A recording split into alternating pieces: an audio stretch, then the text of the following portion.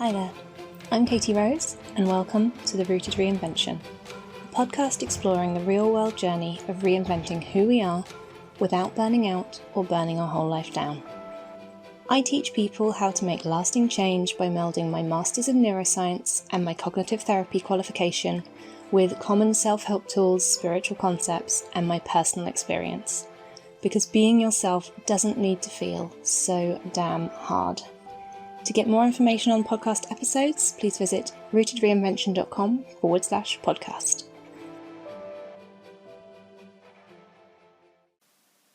Hi there. Welcome back. It's Tuesday. And it's, I think, the last Tuesday in November. So that went fast.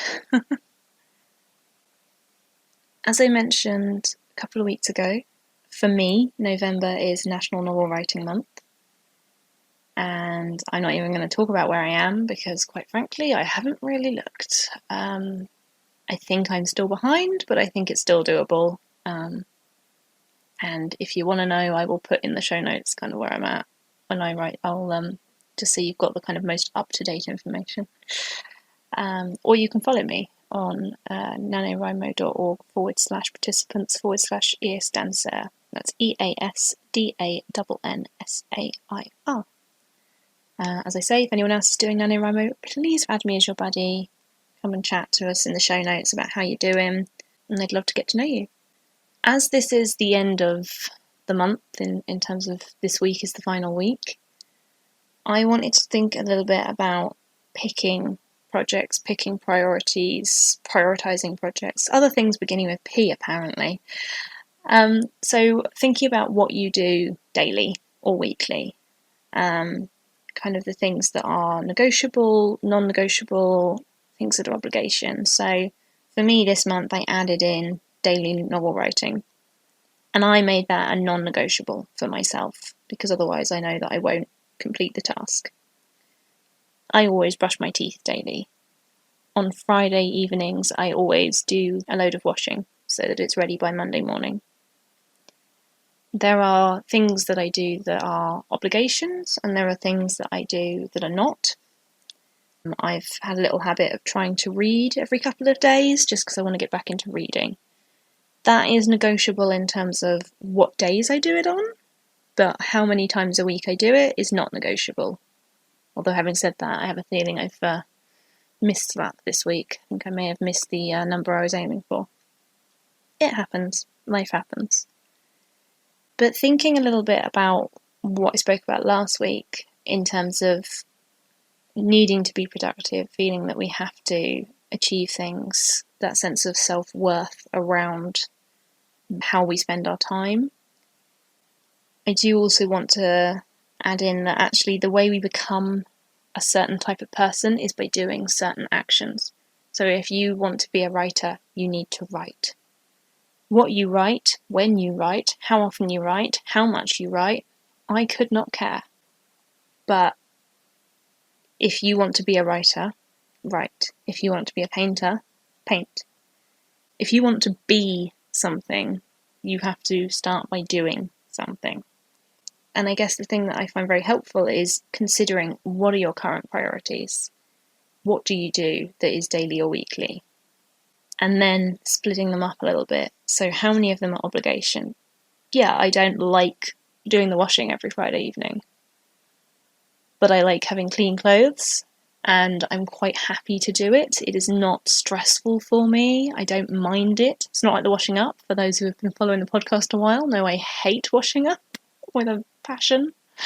And therefore, yes, it's an obligation, but it's an okay obligation. And then thinking about the ones that are not obligations. And my life coach sort of asked, does any of it give you relief? So I have tried so many different well-being, self-care kind of things and put them on my list. And the number that actually work for me is quite small. I tried doing a gratitude practice every day. I have tried free writing every morning, doing morning pages, just 3 pages of just whatever's in your head to get it out on paper. And a lot of successful people swear by this being one of the best things they do with their time. For me, I don't find that it is that helpful. but my 3 minutes of meditation a day can have such a profound effect on how my day goes or how I feel about the day that's just gone. So thinking about what things have you put on your list and do they work for you? Like, it's all very well to say, oh, I eat my 5 a day and I exercise and I did some meditation and I read some of my book and these are the things that you're supposed to do to manage your stress. But does any of it work for you? Does any of it not work for you? Does any of it work for you sometimes? And if so, what criteria is needed for that? Do you find that reading a fiction book helps you relax, but reading a non-fiction book doesn't? Do you find reading a fiction book while curled up with your cat on your sofa is relaxing, but sitting in your chair at your desk isn't? If you were to cut the list of things that you have to do every day or week in half, what are the things you would gladly stop doing? And I'm saying this as I look through my current to-do list. And one of the things I've put down is to practice music. So I used to play the piano. My husband's gifted me his guitar. Like, I've got some instruments. I enjoy playing them in general. The idea of going up to practice today doesn't fill me with any joy. It feels more like a chore. So for now, doesn't mean that next week I won't do it, but for now, it can come off my list.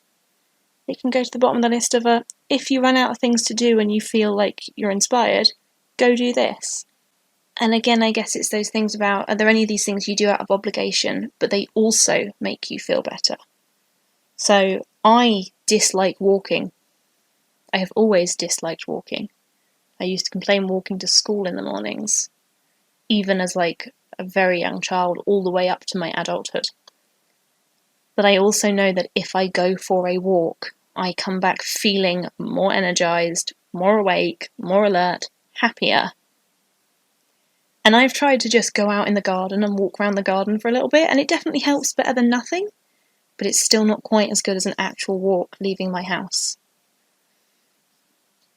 And therefore those things aren't on my list as much because I really don't like doing them, and I have a lot of resistance to doing them.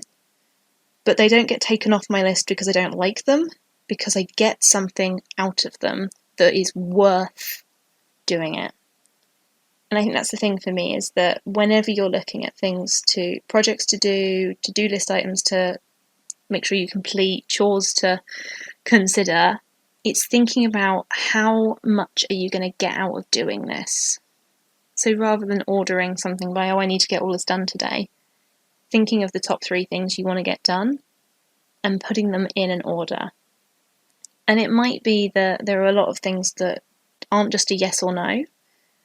So it might be that you're working on, editing a novel, or you have a podcast to record and plan. You're practicing for a 5K next year. It might be that you've got a particular goal where there isn't just a yes-no to doing it. There's kind of progress.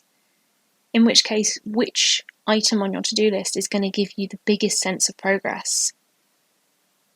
And I think for me, as a perfectionist, this particularly comes into writing my articles and thinking, am I taking this article from 60% good to 80% good?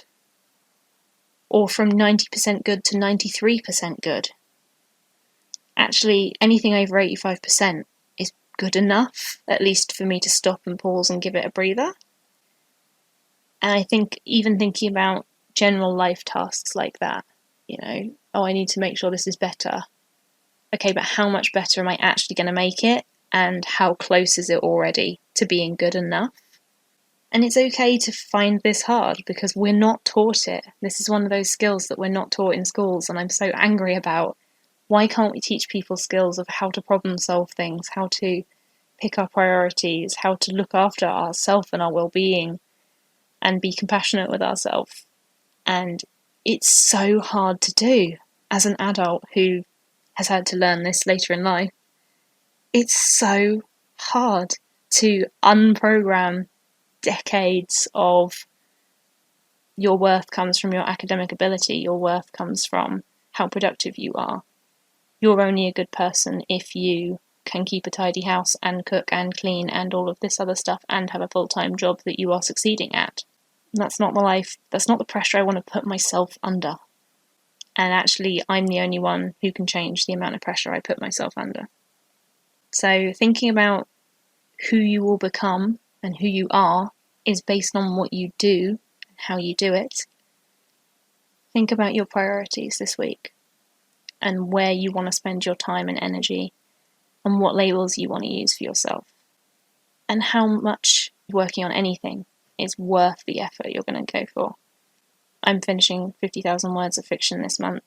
Technically, it's not going to get me anywhere in that I'm not planning to sell the book next year and make loads of money off it. I'm not planning to submit it to any competition or anything and get some praise. I'm literally doing this for the fact that the creative outlet and the community boost my mood like nothing else and remind me of my capabilities and help me feel like a writer again because I'm writing. For me, that's worth the 3 hours a day slogging over, oh my gosh, I can't think what else to write, what words do I need, I'm so tired, I want to skip this scene, it's so boring compared to what I thought it would be. But pushing through that and getting through that and working with that resistance makes me feel so good. And doing it with my community is so inspiring. I decided to do it again this year, even though I'd already decided not to do it again this year. So consider your projects and your priorities and your to-do list for this week and where it's come from and what you can tick off that list for this week, what you can cross off this list for this week. I'm not going to practice music this week. It's just not going to happen. I'll look at it again in a couple of weeks. I know that my keyboard and my guitar are up there if I feel the mood to go up and practice. And that's okay. Can't believe we've made it to the end of November. Please stay safe. Thank you so much for listening. As always, do go over to the show notes and leave a comment. Let me know how you're doing. Any questions you've got about applying these sort of tools, please do come and ask. You can also email me at katyrose@rootedreinvention.com if you'd rather just pop me a message and ask a question, or if you've got an idea for something you'd like me to cover. I'm always happy for that because I do this for you. So if you have something that you think would be helpful to know, ask me and I will do what I can. If you're enjoying these podcasts, I'd also really appreciate if you could leave a rating and review on whatever podcast app you use, just because it will help other people find this place. It's the best thing you can do for keeping this podcast going and making it a success and making sure as many people as possible find out about it. Take care of yourselves and I'll see you next week. Bye. Thanks for listening, and as always, you can find out more at rootedreinvention.com. Take care, remember you are more capable than you often realise, and I'll see you next time. Bye!